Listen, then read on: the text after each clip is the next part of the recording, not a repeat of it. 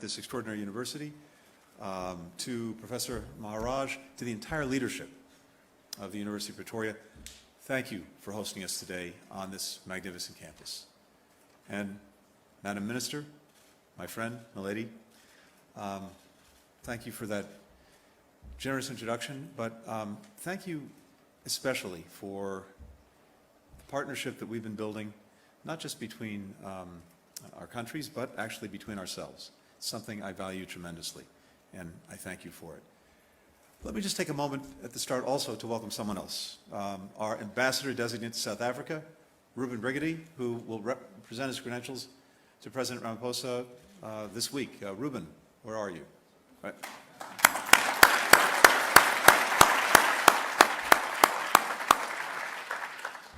Ruben previously served as the U.S. Ambassador to the African Union, among other senior posts in our government, as well as President and Dean of multiple universities. I can't imagine a better steward of the relationship between our nations. For me, it is, simply put, wonderful to be back in South Africa. I've actually had the privilege of visiting several times before, including with President Clinton, President Obama, and then Vice President Biden. And the impressions from those visits are very much seared into my own memory. Seeing President Clinton become the first U.S. president to address your parliament, joined by a delegation from our Congressional Black Caucus, many of whom were stalwart supporters of the anti-apartheid movement and who represent part of the vast African diaspora that enriches our nation's ties. Seeing our first black president, the son of a Kenyan father and an American mother, stand in the 2-by-2-meter cell on Robben Island that once jailed South Africa's first black president. Or hearing the buzz of the Vuvuzelas as the U.S. men's team played the first World Cup ever held in Africa. So some of these sounds can never be unheard, and some early eliminations still hurt. But hope springs eternal. Today, as the Minister said, I have the honor of setting out our government's new strategy for the partnership between Sub-Saharan Africa and the United States.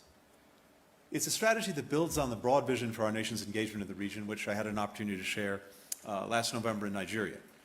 And it is fitting to set out the strategy here on the Future Africa campus, an institution whose mission is bringing together people from different disciplines, backgrounds, and nationalities to tackle some of the most vexing challenges of our time.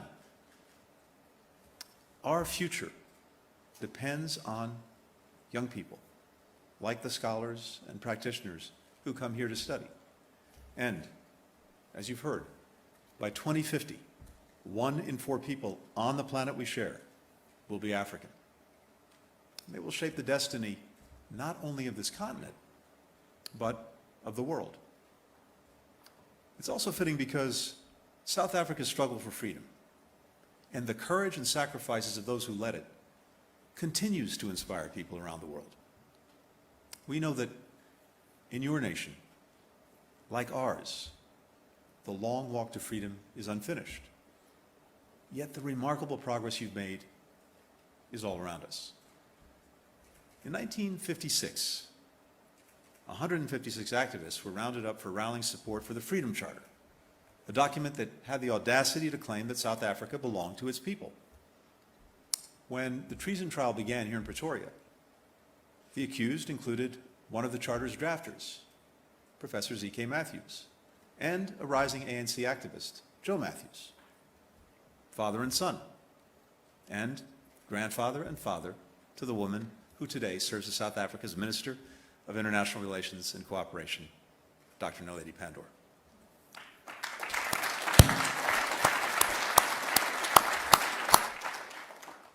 And maybe just as important for this audience, that doctor before the minister's name was earned here at the University of Pretoria.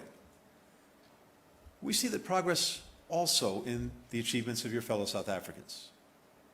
The recent triumphs of the women of Banyana Banyana, the men of the Springboks,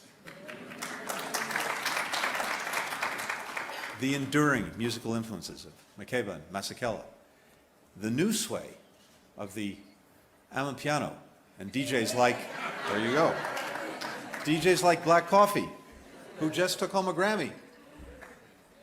Finally, it's fitting to set out our strategy here in South Africa because there is such a deep bond between our nations and all we have in common as vibrant democracies whose diversity remains our greatest strength. Our strategy is rooted in the recognition that Sub-Saharan Africa is a major geopolitical force, one that shaped our past, is shaping our present, and will shape our future.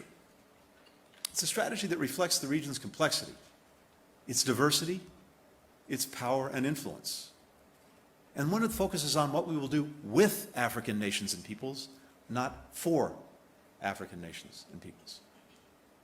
Put simply, the United States and African nations can't achieve any of our shared priorities, whether that's recovering from the pandemic, creating broad-based economic opportunity, addressing the climate crisis, expanding energy access, revitalizing democracies, strengthening the free and open international order. We can't do any of that if we don't work together as equal partners.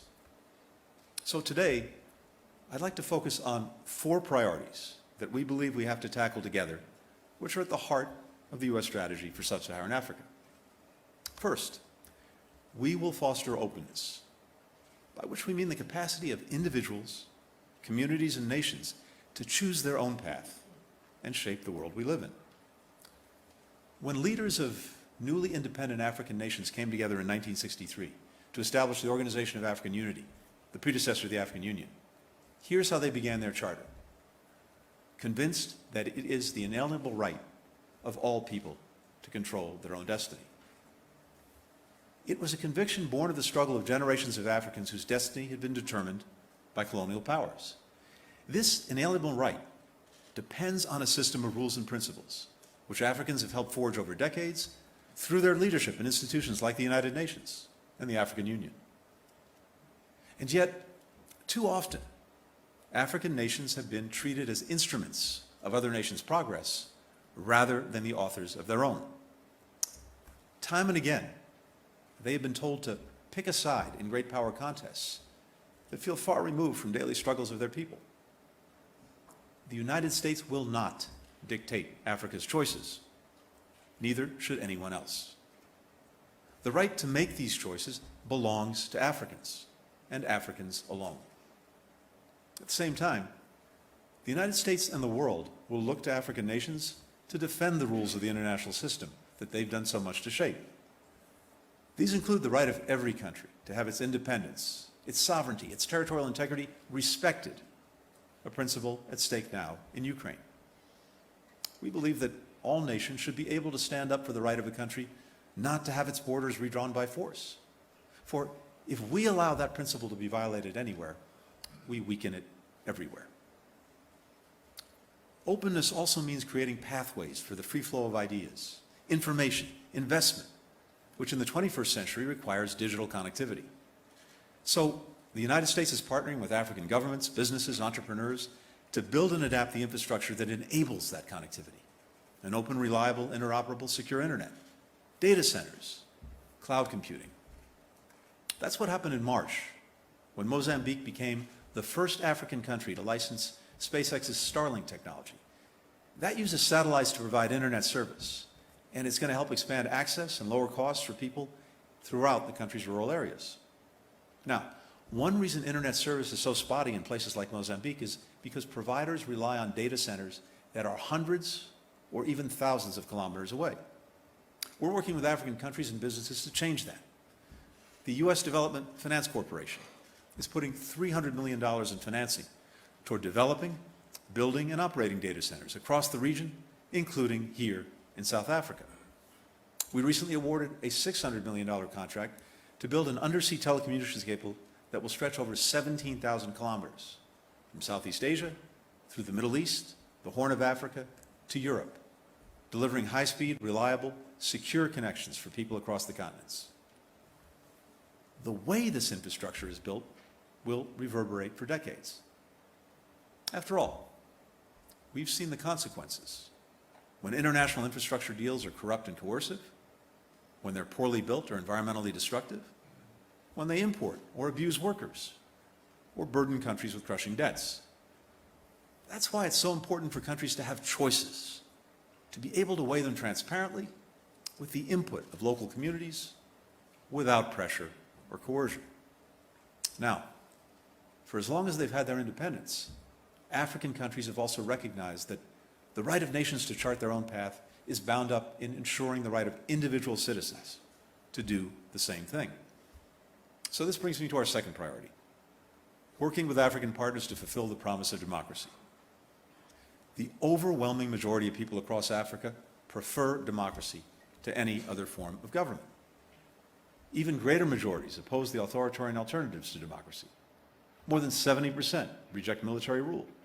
More than 80% reject one-man rule, according to the Africa-based polling organization Afrobarometer. African citizens want democracy. That is clear. The question is whether African governments can make democracy deliver by improving the lives of their citizens in tangible ways. That is a challenge that is not unique to Africa. It's one facing democracies in every part of the world, including the United States. And it's a problem that won't be fixed by maintaining the same approach. So, here's what we'll do differently. We won't treat democracy as an area where Africa has problems and the United States has solutions. We recognize that our democracies face common challenges, which we need to tackle together as equals alongside other governments, civil society, and citizens. That was the spirit that animated the 100 countries that came together for the Summit for Democracy President Biden hosted last December. It will drive the African Leaders Summit that the United States will host this December for the first time since 2014, providing an opportunity to build greater momentum around tackling shared priorities. We'll work with partners to tackle 21st century threats to democracy, like misinformation, digital surveillance, weaponized corruption. We'll launch a novel approach to good governance, the Global Fragility Act, which will make a decade-long investment in promoting more peaceful, more inclusive, more resilient societies in places where conditions are ripe for conflict, including Mozambique, which we spoke about today. The coastal West African countries have been in, Cote d'Ivoire, Ghana, Guinea, Togo. In each of these places, we're starting by asking our local partners where our help can make the biggest difference. And we're drawing on decades of lessons learned in conflict prevention, such as cultivating relationships between community leaders, government officials, and security forces, which are vital to diffusing tensions before they erupt into violence, and building resilience to the destabilizing impacts of climate change, like more frequent, more severe droughts. Thanks to bipartisan support in the United States Congress, this initiative can count on $200 million a year in funding, every year, for 10 years. That's the kind of horizon that will allow us to look beyond quick fixes. We'll focus on the connection between democracy and security. History shows that strong democracies tend to be more stable and less prone to conflict, and that poor governance, exclusion, and corruption inherent in weak democracies makes them more vulnerable to extremist movements as well as to foreign interference. That includes the Kremlin-backed Wagner Group, which exploits instability to pillage resources and commit abuses with impunity, as we've seen in Mali and the Central African Republic. The United States recognizes that African countries face real security concerns, and that countless communities are afflicted by the twin scourges of terrorism and violence. But the answer to those problems is not Wagner, it's not any other mercenary group. The answer is working to build more effective, accountable African security forces which respect people's rights and tackling the marginalization that often drives people to criminal or extremist groups. The answer is sustained diplomacy to end violence and open paths to peace. Diplomacy that's increasingly being led by African leaders, regional organizations, and citizens. African countries can count on the United States to support these efforts, as we've demonstrated through our engagement in places like Chad, Ethiopia, Sudan, Eastern DRC, which is a key focus of my visit this week. Finally, the answer is peaceful transitions of power through free and fair elections. African leaders are increasingly underscoring the importance of these transitions to regional security and prosperity. That includes ECOWAS, which is debating whether its 15 member nations should adopt a ban on presidents seeking a third term. Among the most outspoken proponents of the ban are the presidents of Ghana and Nigeria, both of whom are in their second term. Tomorrow, Kenyans will elect a new leader, and Angolans will follow suit later this month. In 2023, the peoples of DRC, Nigeria, and Senegal will all go to the polls. Every one of these elections is an opportunity for African citizens and nations to reaffirm that leaders are accountable to their people and strengthen the case for democracy in the region and around the world. Third, we'll work together to recover from the devastation wrought by COVID-19 and lay the foundation for broad-based sustainable economic opportunity to improve the lives of our people. We know the pandemic has dealt a devastating blow to Africa. Lives lost, livelihoods shattered. More than 55 million Africans have been driven into poverty by the pandemic, setting back decades of hard-earned progress. The economic pain has been deepened by Russia's unprovoked war on Ukraine. Even before President Putin launched his full invasion, 193 million people around the world were in need of humanitarian food assistance. The World Bank believes that Russia's invasion could add another 40 million people to this unprecedented number. Most are in Africa. The United States is there for African countries in this unprecedented crisis because that's what partners do for each other. And because helping Africans jumpstart a broad-based recovery and build resilience to weather future shocks is vital to our shared prosperity. So let me briefly share how we're doing that. We're rallying other countries and international institutions to step up on key challenges, like debt relief. Together with South Africa and other members of the G20, we helped develop a common framework for debt relief, bringing in China and other creditors for the very first time. For Zambia, this collective commitment is poised to unlock $1.4 billion in an IMF program designed to help the country return to a stable economic path and foster more sustainable, inclusive growth for the Zambian people. We're also providing life-saving support. Since the beginning of the year, the United States has sent more than $6.6 billion in humanitarian and food assistance to Africa. A couple of months ago in May, I brought together a global food security ministerial meeting at the United Nations to try to rally donors to close some of the urgent funding gaps and allow affected countries to highlight the areas where they need support. Our African colleagues made clear that beyond emergency relief, what they really want is more investment in agricultural resilience, innovation, self-sufficiency. We're responding to those calls. Our initiative, called Feed the Future, will invest $11 billion over 5 years in 20 partner countries, 16 of which are in Africa. And a new initiative we launched with the United Arab Emirates is turbocharging investment and innovation in climate-smart agriculture. Now, it's not just agriculture.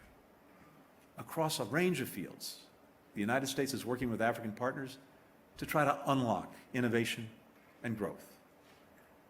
As we do, we're building on African-led initiatives, such as the Africa Continental Free Trade Area, which, when fully implemented, will comprise the 5th largest economic bloc in the world, and also the African Union's Agenda 2063. Now, think about infrastructure for a minute.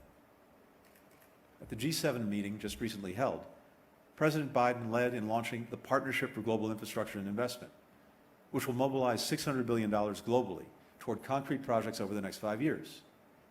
The United States is committed to raising $200 billion toward this effort, and we're already implementing projects that are focused on health, on digital infrastructure, empowering women and girls, energy and climate. Consider youth. Yesterday, I met with alumni of the Mandela Washington Fellowship. Since President Obama launched the program 8 years ago, more than 5,000 rising leaders from every country in Sub-Saharan Africa have come to the United States for academic and leadership training, building skills, and as important, relationships that will last a lifetime. The broader YALI network, which provides tools, resources, a virtual community for young African leaders, now has more than 700,000 members. Consider what we're doing in health. In 2003, President George W. Bush created PEPFAR to make a transformational investment in HIV prevention, detection, treatment, and care. It's one of the greatest initiatives I think the United States has undertaken in my lifetime. Since that time, we've invested over $100 billion in the effort, nearly all of it in partners in Sub-Saharan Africa. Together, we have saved the lives of an estimated 21 million people. We prevented millions more infections, including 5.5 million babies born HIV-free. Now, think about that for a second. These are big numbers, and we talk about numbers, and it sometimes defies us really understanding what it's all about. Each of these numbers is an individual life, an individual destiny, an individual story. And thanks to this incredible work, those stories have continued, and they're going to contribute so much to the world that we share. Today, PEPFAR supports 70,000 health clinics, 3,000 laboratories, 300,000 health workers, and countless DREAMS ambassadors who help keep adolescent girls and young women safe from HIV, including, I think, some who are with us today in this audience. These efforts are making a lasting difference in the lives of millions of Africans. That's what we've seen during the pandemic, when, in addition to providing more than 170 million doses of safe, effective COVID vaccines to African countries, free of charge and with more to come, the health systems we built together over decades have saved countless lives. Clinics that we built together attended to people with the most severe COVID cases. Community health workers we helped train have gone door to door, getting jabs into arms. Research partnerships that we've co-developed have led to breakthroughs in identifying new variants of COVID and treatments. Meanwhile, our partnerships with national and regional health institutions, like the Africa CDC, have helped detect and respond to new outbreaks, like our recent collaboration with Ghana to contain that country's first case of Marburg disease. And where the pandemic has also exposed gaps, we're working to address them together. Back in February, I brought together foreign ministers from 40 countries, including Minister Pandor, as well as multilateral bodies like the African Union. We put together a global action plan that defines key priorities like ensuring more equitable distribution of vaccines, and we set concrete targets. Then we divided up responsibility among our nations to meet those targets, drawing on our complementary strengths. And we're getting together regularly to make sure that we're tracking our progress. Together with South Africa, Indonesia, and other G20 members, we also stood up a historic new fund at the World Bank and the World Health Organization for pandemic prevention, preparedness, and response. This will be critical in providing sustainable support to strengthen the health security of countries and regions in need and break the cycle of crisis and neglect. We go through this every time. Major crisis, we rally, we mobilize. The crisis is over, we go back to business as usual. We can't afford to do that, and we won't. We've also heard the desire of African countries for vaccine self-sufficiency. We're working together to help you achieve it. In November, I visited one of the vaccine production facilities that we're helping support in Senegal. And just last month, the U.S. National Institute of Allergy and Infectious Diseases teamed up with Afrigen to share technical expertise on the development of next-generation mRNA vaccines, as well as therapeutics. And that is happening right here in South Africa. All of this collaboration is in our mutual interest, because as the pandemic has demonstrated, as long as any of us are at risk, all of us are at risk. That brings me to the final area where our partnership is crucial: leading on clean energy transition that saves our planet, adapts to the effects of climate change, and provides energy to power economic opportunity. The United Nations recognizes Africa as the most vulnerable region in the world to the effects of climate. Not too long ago, we had to imagine those effects. Today, we're living them. You saw it in April, when catastrophic flooding killed more than 400 people around Durban. Storms like the ones that caused those floods, they're now twice as likely to occur due to climate change. And that will only increase in frequency and intensity as the Earth continues to warm. As in the United States, the people who are already struggling are being hit the hardest. Now, I could not agree more with the foreign minister. Not all countries bear equal responsibility for this crisis. The United States has around 4% of the world's population. We contribute about 11% of global emissions, making us the second biggest emitter after China. Sub-Saharan Africa, which accounts for 15% of the world's population, produces only 3% of emissions. And, historically, major economies like ours took steps to develop that we're now asking others to forgo because we've understood the impact on climate. We recognize this imbalance places a greater responsibility on countries like the United States, both to reduce our own emissions, but also to help other countries make the transition to clean energy and adapt to a changing climate. That's why at COP26, President Biden committed to work with our Congress to dedicate $3 billion a year to help people in the most vulnerable countries adapt to the impacts of climate change. As home to 17 of the world's 20 most climate vulnerable countries, much of this aid will go to Sub-Saharan Africa.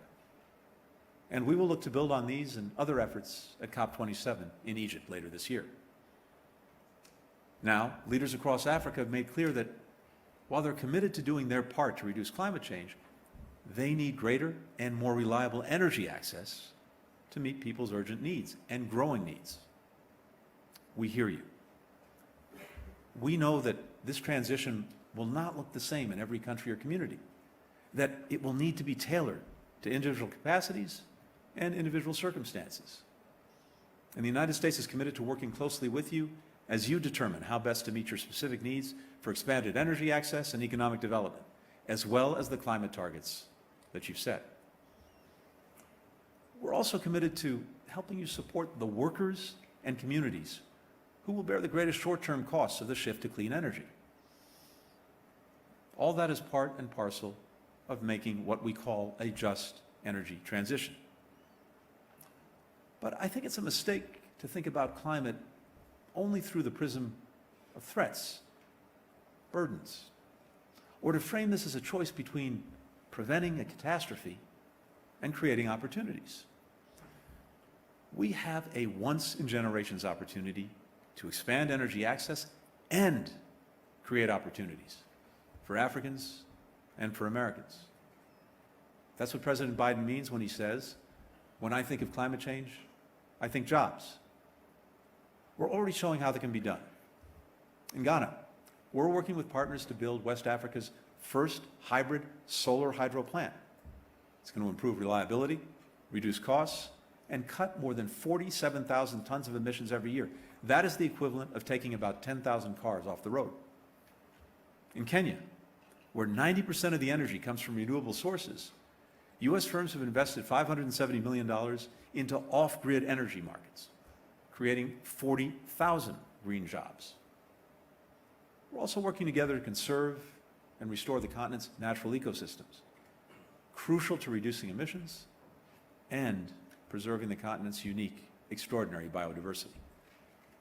That means delivering real incentives for governments and communities to choose conservation over deforestation, not just pledges, because the lasting consequences of losing forests like the one in the Congo Basin, the world's first lung, they will be devastating and irreversible for local communities as well as for communities around the world.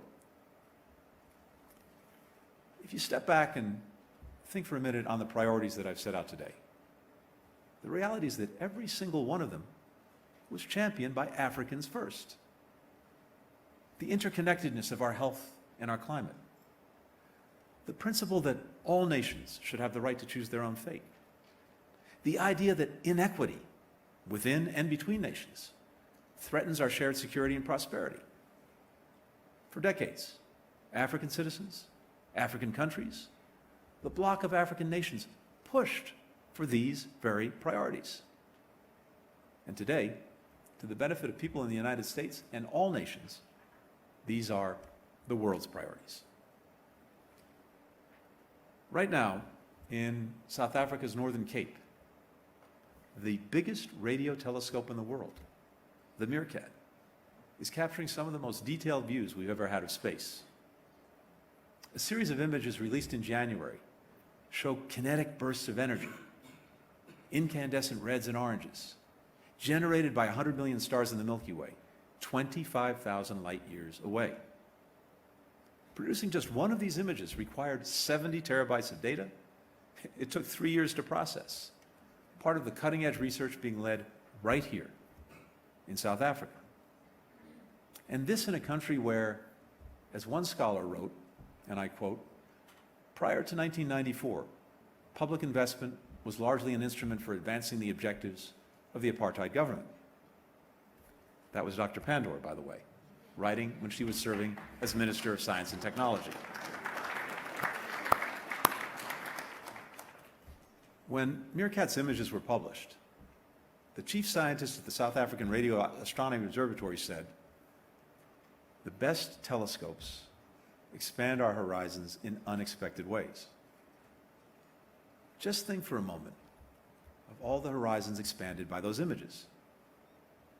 Think of the scientists around the world using Meerkat's data to unpack the greatest mysteries of human existence, like whether there's life beyond Earth. Think of the South African school kids who regularly visit Meerkat 64's massive antenna, and imagine all the things that they will be inspired to do. What's true of the best telescopes is true of the best partnerships. They expand our horizons in unexpected ways. To solve problems, yes, but also to marvel, to explore, to inspire. There is so much more for African nations and the United States to do together across so many fields, including some we may not even have discovered yet. As partners, that horizon is ours to make. Thank you very much.